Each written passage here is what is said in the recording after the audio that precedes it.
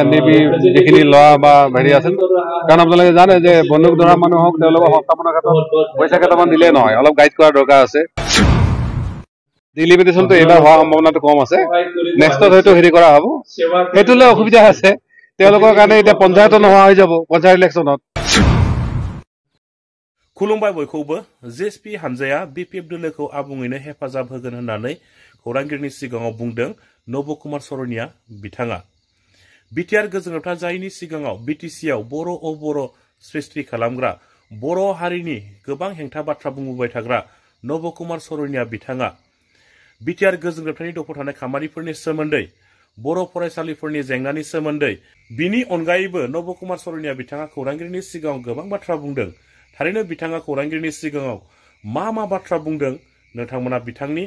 फोरमायनाय बा बिबुंथि लाखिनाय सुंद' भिडिअ क्लिप्सखौ जोबजासिम नायनानै लाग्रोदो भिडिअखौ जोबजासिम नायखांनायनि उनावहाय नोंथाङा मा बुजिनो हादों कमेन्टनि गेजेरजों फोरमायबानो जाबाय দেখিলে যে সামাজিক ক্ষেত্ৰত আমি এই সংগঠনটোৰ লগত গোটেই ভাৰতবৰ্ষত ঘূৰিছো বা বিভিন্ন আমি ৰাজ্যৰ ওচৰলৈ গৈছো এইটো এতিয়া নিশ্চয় আপোনালোকে অলপ গম পালে ৰাজনীতিৰ পৰা বহুত এইটো গম পোৱা নাছিল কাৰণ আমাৰ বেছিখিনি এক্টিভিটি আমি এজন ছ'চিয়েল ৱৰ্কাৰ হিচাপে আমাৰ এক্টিভিটি বেছি থাকে ৰাজনীতিৰ ক্ষেত্ৰত দেখিছে যে আমি যোৱাবেলি ইভিপিএলক ছাপোৰ্ট কৰি কেনে চৰকাৰখন বনাইছিলো কিন্তু প্ৰায় 5 বছৰ হোৱা অৱস্থা আমি যিমানখিনি সফলতা পাব বা যি ধৰণে আমি আশা কৰিছো সেইটো নহ'ল গতিকে এইবাৰ আমি ভাবিছো আকৌ যদি আমি হাজোৰাম মহিলা ডাঙৰীয়াক আমি সেই চকীখনত বহাব পাৰো নিশ্চিতভাৱে তেওঁলোকে আগৰ বিগত দিনৰ ভুল ত্ৰুটিবিলাক এনালাইজ কৰি আহি থকা দিনত আকৌ ভালধৰণে আগবাঢ়িব পৰা যাব আমিও গাইড কৰিব পাৰিম সেইধৰণে প্ৰস্তুতি চলি আছে আমি ওদালগুৰিত মই কেইদিনমান আগতে আহি গৈছো যে ওদালগুৰি জিলাৰ যিটো পৰিস্থিতি যদি জিএছপি আৰু বিপিএফ লগ লাগে আউট অফ 11 চিট আমি ভাবো ইয়াৰ কমচে কম 9টা 10টা আমি ওলাই ল'ব পাৰিম গতিকে এই ধৰণৰ কোকৰাঝাৰত মোটামুটি জিএছপি আৰু বিপিএফ লগ লগাৰ লগে লগে আপুনি 30ৰ পৰা 35টা চিট নিশ্চিতভাৱে আমি জিকিব পাৰিম এই ধৰণৰ এটা চলি আছে আৰু এই ধৰণে আমাৰ প্ৰচেষ্টাবিলাক চলি আছে জিএছপিৰ পৰা মানে সমাগত নিৰ্বাচনত কিমানজন প্ৰাৰ্থী আপোনালোকে চাওক এতিয়া আমাৰ প্ৰথম দল হ'ল বিপিএফ তেওঁলোকৰ বেছিকে থাকিব কিন্তু জিএছপিৰ এটা মোটামুটি ভাল বাৰ্তা থাকিব যাতে চৰকাৰত আমি একেলগে লগ লাগি পলিচিবিলাক বনাব পাৰোঁ কাৰণ ইয়াত মানে ভূমিৰ সমস্যাৰ পৰা ভাষা সমস্যা বা এনেকুৱা বহু সমস্যা আছে গতিকে এইখিনি ক্ষেত্ৰত যদি জিএছপিৰ এটা ভাল ৰোল থাকে তেতিয়াহ'লে নিশ্চিতভাৱে মই বিপিএফ চৰকাৰে এই বিপিএফৰ মানে লিডাৰখিনিও কাম কৰি ভাল পাব আৰু একেলগে কাম কৰিলে এই সমস্যাখিনি সমাধান কৰিব পাৰিব সেইকাৰণে আমি আশা কৰোঁ যে জিএছপিৰ কমচে কম 12-15টাৰ ভিতৰত আমি এনেকুৱা ধৰণৰ এটা আলোচনা চলি আছে যেতিয়া আমি ফাইনেল হেৰি হ'ব তেতিয়া এই কথাখিনি ডিচাইডেড হ'ব 2020 চনৰ যি শান্তি চুক্তি সেই শান্তি চুক্তিৰ কিছুমান দফা কাৰ্যকৰী হোৱা নাই তেনে ক্ষেত্ৰত আপোনালোকৰ কৰণীয় কি থাকিব চাওক যে বিশেষকৈ গাঁও গঠন আৰু গাঁও যিটো মানে ইনক্লুডাৰ এক্সক্লুড আছিলে তাত কিছুমান বিতৰ্ক আছে সেইকাৰণে এইটোত মানে এটা ভেজাল আছে কিন্তু বাকী মই ভাবোঁ যিসকল মানে সংস্থাপন কৰাৰ ক্ষেত্ৰত হওক আৰু বিশেষকৈ কেছ কাটলৰ ক্ষেত্ৰত সৰু সুৰা কেছবিলাক আচলতে খতম কৰিব লাগে বিশেষকৈ এনডিপি যিখিনি লোৱা বা হেৰি আছিল মই আলফা ক্ষেত্ৰত চবৰ ক্ষেত্ৰতে কৈছোঁ কাৰণ কেছৰ কাৰণে যথেষ্ট হাৰাশাস্তি হয় এইটো ক্ষেত্ৰত মই ইনএক্টিভ অলপ দেখা পাইছোঁ আৰু তাৰ লগত সংস্থাপনৰ ক্ষেত্ৰত কেৱল কেইটামান পইচা দিলে নহয়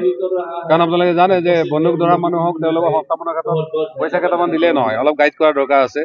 আৰু ঠিক তেনেকৈ বাকী যিবিলাক ইছ্যু আছে স্কুল কলেজ চৰকাৰীকৰণ হওক কিবা হওক এইবিলাক নিশ্চিতভাৱে হ'ব লাগে কলেজ আপোনালোকে দেখিছে যে আজি আপচি হয়তো গৈছে 16খন কলেজ মই তেতিয়াই কৈছিলোঁ 10খন নহয় একেলগে 5 বছৰ 16খন কৰক তেতিয়াহ'লে কাৰণ 16খন কলেজে আছে আমাৰ গতিকে এতিয়াও মানে কলেজৰ সেইবিলাক ঠিকমতে হোৱা নাই ঠিক তেনেকৈ চৰকাৰীকৰণ যিবিলাক বড়ো মিডিয়াম স্কুলবিলাক তেওঁলোকে ক'লে আমি কিন্তু যিমান বিদেশী স্কুল আছে গোটেই হওক আজি তেওঁলোকে কৈছে গোটেইখিনি হওক কিন্তু এই ধৰণৰ মানে তেওঁলোকে যে প্ৰথমতে পলিচি ল'লেহেঁতেন 5 বছৰ পৰা মই ভাবোঁ এইখিনি কৰিব পাৰিলে হয় আৰু নৱসেনা এইটোত সহায় কৰাৰ অসুবিধা নহয় কিন্তু তেওঁলোকে কেৱল বড়ো মিডিয়াম ক'লে বাকী নক'লে মোৰ অসুবিধা হয় কেৱল 10খন কলেজৰ তেওঁলোকৰ নিৰ্বাচিত কলেজখিনি ক'লে আমাৰ কৰা অসুবিধা আৰু আকৌ আপুনি দেখিছে যে আজি বিটিচিৰ ক্ষেত্ৰত বা 6 চিডিউলৰ ক্ষেত্ৰত যথেষ্ট আইনী মেৰপেচ আছে ইয়াত ভিজিডিচিবিলাক লিগেল কৰিব পৰা নাই ইয়াত বিভিন্ন ধৰণৰ মানে টাউন কমিটিবিলাক ঠিক কৰিব পৰা নাই কাৰণ পাৰ্লিয়ামেণ্টত ইতিমধ্যে বিল পেণ্ডিং হৈ আছে তেওঁলোকৰ যিহেতু চৰকাৰৰ লগত পাৰ্ট আছে এনডিএৰ পাৰ্ট হয় তেওঁলোকে এইটো কৰিব পাৰিব লাগিছিল গতিকে আহি থকা দিনত 6 চিডিউলটো শক্তিশালী কৰাৰ কাৰণে নিশ্চয় লোকসভা ৰাজ্যসভা আইনটো পাছ কৰাৰ কথা আছে এইবিলাক বিষয়ত মই ভেৰি পজিটিভ মই ভাবোঁ এইবিলাক এজেণ্ডা নিশ্চয় আগবাঢ়ি যাব আৰু দেখিছে আমি ভাৰতবৰ্ষত য'তেই গৈছোঁ যে আদিবাসীৰ কাৰণে বা জনজাতিৰ কাৰণে আমি মাতিছোঁ বেলেগ নহ'লে আমি বাথৌ ধৰ্ম যে আমাৰ স্বীকৃতি পাব লাগে ঠিক তেনেকৈ বাকী আমাৰ জনজাতীয় ধৰ্মবিলাক স্বীকৃতি পাব লাগে সেইটো নিশ্চিত পাব লাগে এইবিলাক কথা আমি মাতি আছোঁ আৰু ভৱিষ্যতে মাতি যাম এজনকৈ মানে BPF-ৰ পৰা UPF-লৈ অগ্ৰগতি লৈছে, গতি কৰিছে, তেনে ক্ষেত্ৰত খাম্পা বৈগাৰী অলপতে খাম্পা আৰু ৰাজনীতিত আচলতে এইটো মানে নতুন কথা নহয়, কাৰণ হিতেশ বসুমতাৰী ইতিমধ্যে আগতেও কৈছিলে আৰু আকৌ ঘূৰি আছে আৰু কৈছে, ঠিক তেনেকে চন্দন ব্ৰহ্ম ডাঙৰে কৈছে। চন্দন ব্ৰহ্মৰ অৱস্থা কি হ'ল আপোনালোকে নিজেও জানে। আপোনালোকে ইয়াৰ আগত যদি ইতিহাসটো চাই, আমাৰ PS চাংমা দাদা জনজাতীয় নেতা আছিল, তেওঁ থকা হলে হয়তো তেওঁ নিজে ৰাষ্ট্ৰপতি বা প্ৰধানমন্ত্ৰী হ'ব পাৰিলে, তেওঁ গৈ তেওঁ বেছি একো কৰিব নোৱাৰিলে। গতিকে ৰাজনীতিত অহা যোৱা চলি থাকে, কিন্তু মূল যিটো থিম বা মূল যিটো আইডিয়লজিটো ঠিকে থাকিলে, অৰ্থাৎ গাড়ীৰ কেতিয়াবা পামচাৰ দুই এটা টায়াৰ টিপ হ'ব পাৰে, দৌৰা গাড়ী ঠিক থাকিলে একো অসুবিধা নাই। গতিকে সেইকাৰণে ইফালে যদি আগ্ৰাম মৈলী ঠিক থাকে, হীৰাৰণে ঠিক থাকে, তেতিয়াহ'লে মই ভাবোঁ আৰু বেছি গণ্ডগোল হোৱাৰ কোনো সম্ভাৱনা নাই। BTR ৰেকৰ্ডৰ যি মানে এৰিয়া এক্সটেনশ্যন সেইটো হোৱা বুলি কৈ আছে, কিন্তু ডিলিমিটেশ্যন হ'বনে নাই? ডিলিমিটেশ্যনটো এইবাৰ হোৱাৰ সম্ভাৱনাটো কম আছে, নেক্সটত হয়তো হেৰি কৰা হ'ব। সেইটোলৈ অসুবিধা আছে তেওঁলোকৰ কাৰণে। এতিয়া পঞ্চায়তো নোহোৱা হৈ যাব পঞ্চায়ত ইলেকশ্যনত, তেওঁলোকে আকৌ আমাৰ BTR মানে কি কয় MCLতো আহিব নোৱাৰে। গতিকে তেওঁলোকে অলপ ডিপ্ৰাই হ'ব পলিটিকেলি। গতিকে মই সেইকাৰণে ভাবোঁ এই বিষয়টো ভাল এটা সিদ্ধান্ত লোৱাৰ সময় আছে, কাৰণ এনেকুৱা বহু গাঁও আছিলে য'ত আমাৰ ট্ৰাইবেল মানুহ নাই, গতিকে সেইবিলাক গাঁও যাব বিচাৰিলে যাব দিব লাগিছিল। মই ভাবোঁ ট্ৰাইবেল থকাবিলাক সোমাই লওক আৰু নহাবিলাক কিছু যাব দিলে ভাল হয়, আৰু নহ'লে হয়তো তেওঁলোকৰ অধিকাৰখিনি দিলে হ'ল। গতিকে মই ভাবোঁ ইয়াত এটা আমি ভাল ভৱিষ্যতৰ স্বাৰ্থত ভাল এটা বুজাবুজি হোৱাৰ দৰকাৰ আছে।